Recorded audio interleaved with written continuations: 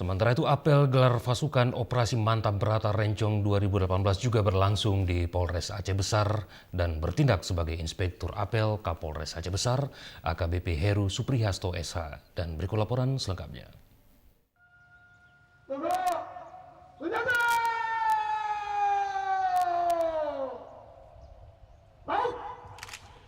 Menyongsong Pilpres dan Pileg 2019, berbagai persiapan kini terus dilakukan pihak kepolisian bersama segenap unsur terkait lainnya dalam mengamankan dan menyukseskan pesta demokrasi.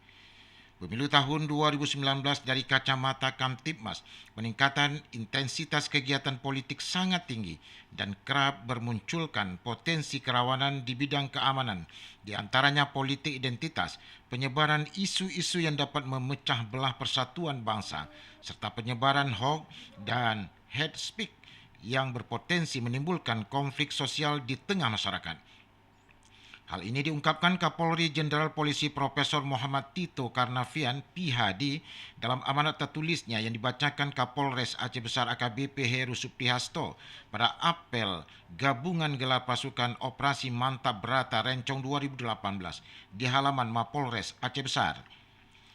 Jajaran Polri bersama unsur TNI dan pihak terkait lainnya akan menggelar operasi dengan Sandi Mantap Berata 2018 selama 397 hari, terhitung mulai 20 September hingga 21 Oktober 2019 di seluruh wilayah Indonesia.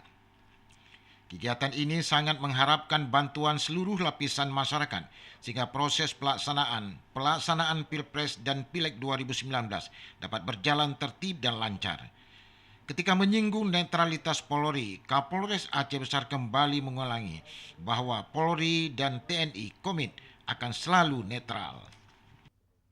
Kami TNI dan Polri sudah berkomitmen untuk netral, ya, tidak ada yang diemas-emaskan, ya, semua sama kedudukan hukum, dan saya mengharapkan situasi tetap kondusif seperti sekarang. Apel gelar pasukan ini juga hadir seluruh unsur Forkopimda Aceh Besar dan unsur terkait lainnya. Tim Liputan TVRI melaporkan.